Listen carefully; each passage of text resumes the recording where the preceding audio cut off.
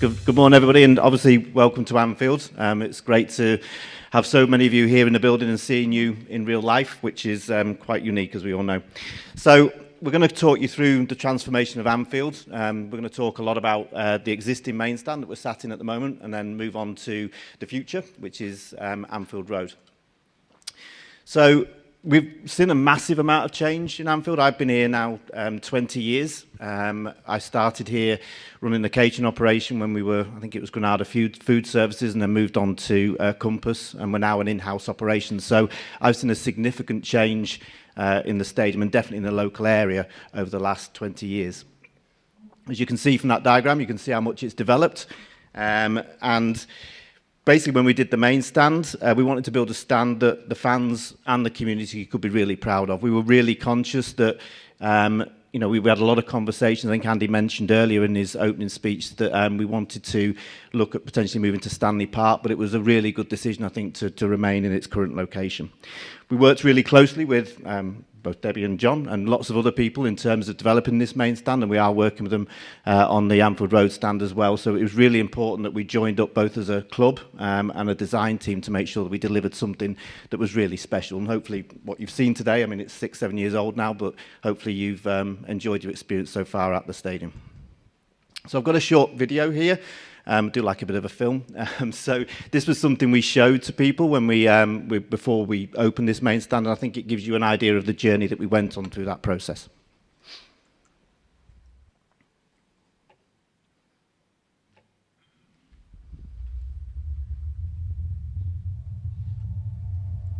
The club has announced this afternoon that the expansion of the main stand at Anfield will begin early next year and will be completed during the 2016-17 season.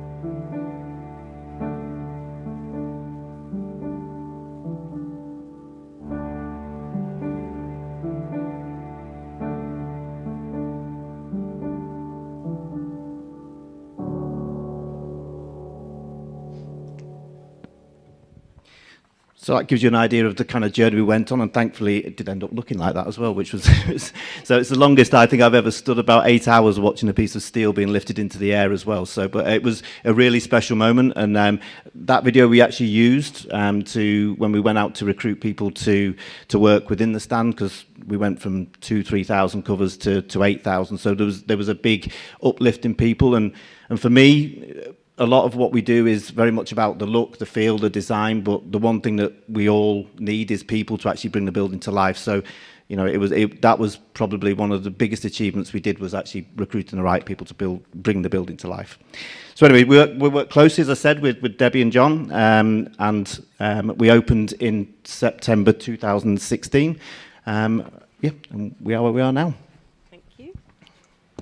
So touching on some of the moments that other people have mentioned from Andy's presentation, but it is the largest single-seater stand in Europe, nearly 21,000 capacity. And it evolved, as many stadiums did, as individual stands over many years. And again, as Andy touched on, there was the discussion about whether to move. But the uniqueness about Anfield is those stands and how it has evolved. And I didn't click then. There we go.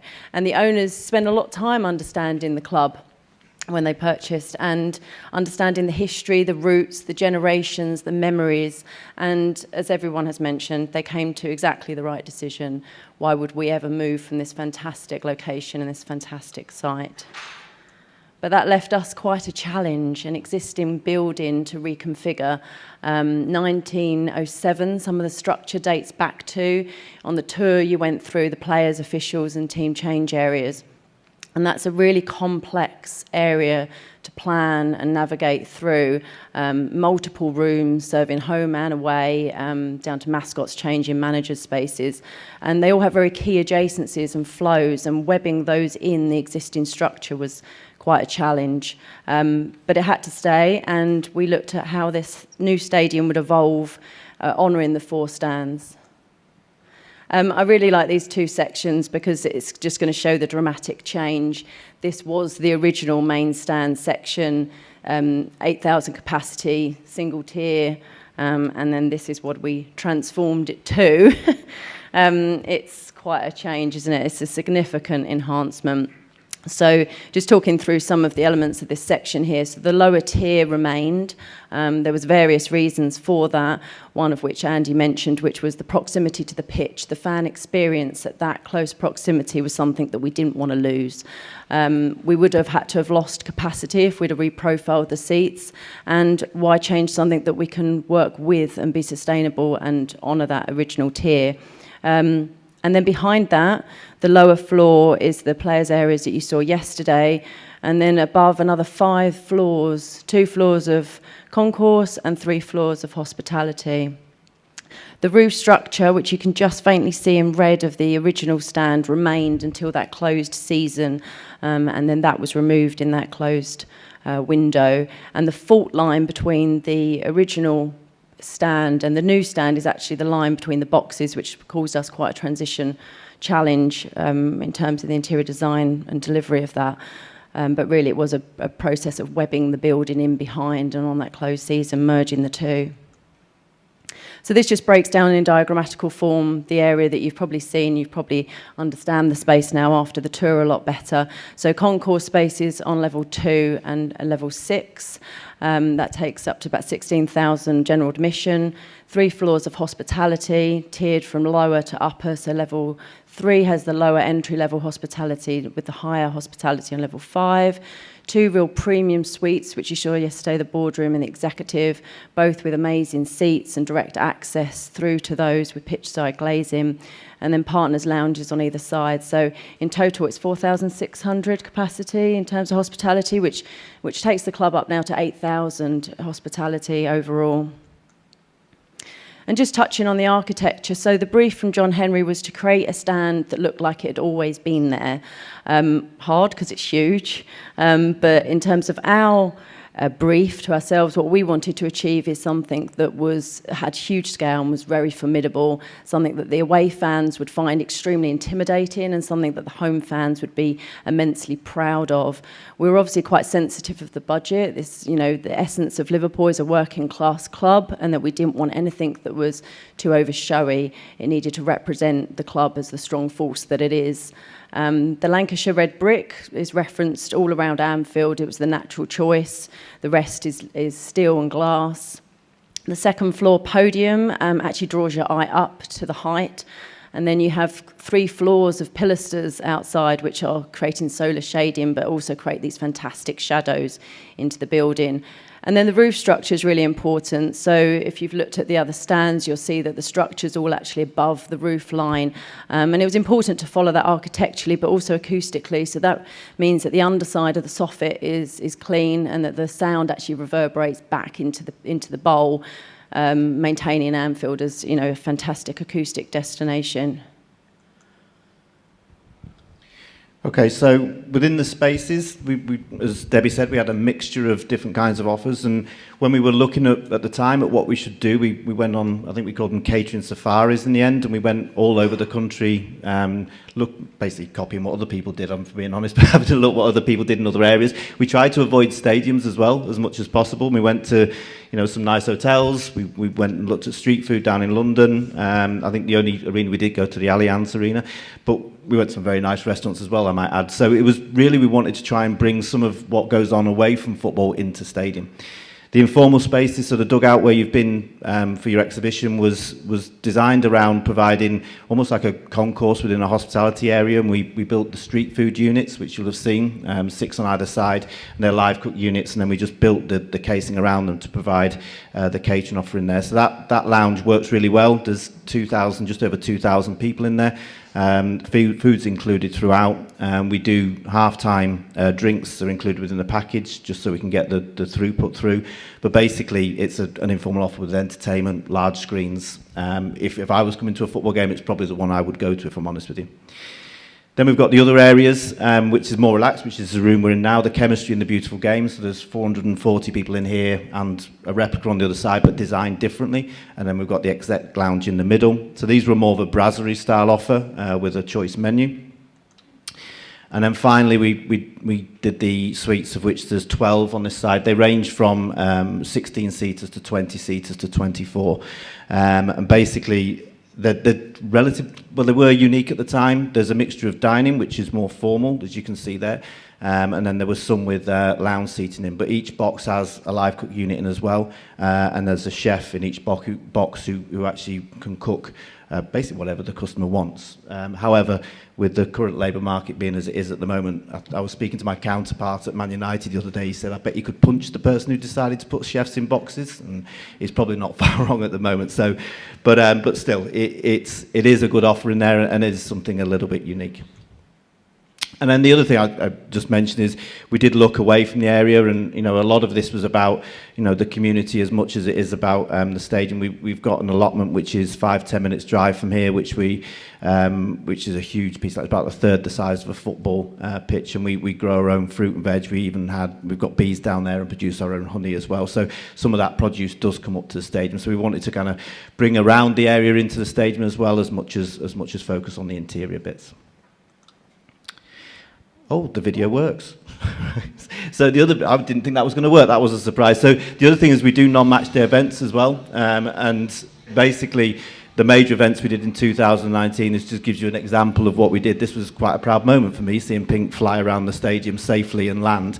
But it was, we've started, very much looking at how we can bring this stadium to life outside of match day. I think there's a massive amount of focus on match days, and I understand that we're a football club.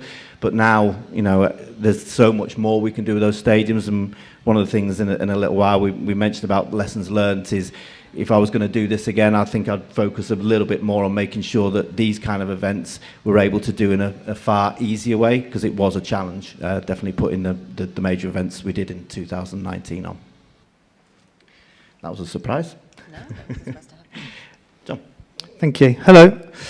So before the main stand was built, we were working with the club very closely on some of the stuff in the centenary stand on hospitality. And we were asked to look at match day experience from a fan perspective. So we worked really closely with the executive team, and we worked really closely on the Anfield experience and what that meant. And ultimately, we did a lot of work on the brand and the brand values, and what the club stood for. And then we took that thinking with the exec team across all the business, every aspect of the business, internally and externally. So the good news before the main stand was here is that all the really good thinking was done before that was built, and then that was delivered across all touch points and all areas, including the London office that was spoken about earlier. So it gave us a really, really good platform. We developed something which was known as sort of amplifying Anfield. How can we make that experience really, really important? So we did some ethnographic fan studies. We all know that the game starts before, from a fan perspective, it starts before the actual match day, but we actually sort of hung out with fans 4 days before, understanding the build-up, what content they want, where they want to sort of engage with the club and how they want to engage with the club, and then looking at the sort of human behaviours and how their emotions change, even from like getting a bus here or walking here, and looking at those different peaks and troughs from a fan perspective. So that really allowed us to then start thinking about the fan journey from GA to VIP and all the sort of different levels. We did an undercover sort of study on a match day as well, where we kind of went in and spoke to fans and did the journey from car parks on every level, which was absolutely fascinating. And just one of the things we do, which we love doing, is just watching and observing fans and customers and guests, and it gives us such rich insights into how they behave in spaces. And then as part of that, we built a very clear, structured guideline that we worked really closely again with the club and the teams for all aspects. And we created something called Authentic Anfield. This stadium is, so beautiful and has such a rich history that we really wanted to make sure that we used it in the correct way when we were also delivering hospitality spaces. So, something around Authentic Anfield was really, really important. How can we repurpose things? How can we reuse things? What can we take into this new stand? Because obviously, the stand was going to get taken down. So simple brand principles around the Liverpool DNA, around Anfield being here, built to last, about, there's something, even if you're not a Liverpool fan coming into this stadium, there's something really familiar about it because you've seen it so many times. And it does, if you're a sport fan, it does give you that excitement. It's, if it's your first time here, this is one of, it's one of the best stadiums in the world as far as I'm concerned. And I'm not a Liverpool fan, so, it's just something that's really, really important, and from a sport perspective, and it's really genuine, really real. So what we built was a really standard material palette that we'd use and think about in all the kind of different spaces and the elements of the areas throughout the new main stand. And then we did a lot around tone of voice. There was a lot of "You'll Never Walk Alone" everywhere, and we sort of broke that down to say, actually, this is such a powerful, powerful song these fans sing. Let's start using the other lyrics because they're really powerful too. So some of those around the concourses. And one of the things we love doing, and again with every sport, every industry, every club, rugby, cricket, football, whatever, there is rich history and rich stories, and we really love telling them in a very, very different way. So one of my favourites you might have seen in the space opposite this in the beautiful game, there's a kipper on the wall. Why would you put a kipper on the wall in a football club? Well, Ruben Bennett back in the day used to believe that was the best way of curing injuries on legs. So you'd put kippers on the Liverpool players' legs. So we uncover all these wonderful stories and we bring them to life in a really, really different way. And from a fan perspective, it's really engaging. And also from a Scouse perspective, there's a little bit of humour in there, and it's kind of really, really engaging rather than just being put in pictures of trophies and players, etc. So we spend a lot of time researching some of those stories and then building some of these visuals into the space. And again, some of these we use to sell and to sort of bring to life all the different areas, from the beautiful game to the mix to the code to the study, and then to the dugout. So visualising the spaces, there's a couple of partner spaces which are 1892 and Legends now that I think you sell to fans, is that right? Yeah. Partners and fans. And then the dugout which you saw, which again is I think it's a wonderful space down there, as Paul said. But again, it's the name. It's a location to the dugout. But the original dugout here was literally dug into the ground. So we looked at the history of the location of that and how it was built. But also then, if you wander around there, the stories are about subs that have come off the bench to actually change a game. And again, that's kind of just research and just trying to look at who's come off the bench in Liverpool's history and radically changed the football game, because the dugout is such an important part of part of a football club's history. So again, just looking at it in different ways and telling wonderful stories. And then some details. Okay, so just some lessons learnt really in terms of hospitality. Definitely in this stand was, back of house space is critical. I think operators will know that. Cellars and storage, we had to compromise on certain things, which does have an impact, but it's really important. Non-match day strategy is required. We work very closely with our sales team at Liverpool, which is great, but some of the rooms are more challenging to set up for non-match day than others. So the room you're in now, we're not stacking these chairs very quickly. So, you need to cut your cloth accordingly in terms of the lounge space that you've got. As I mentioned before, just to make sure that the stadium is major event ready. There's a market out there for this at the moment. Hopefully it'll all come back again next year. As I said, we've got Elton John and we're hoping to get more.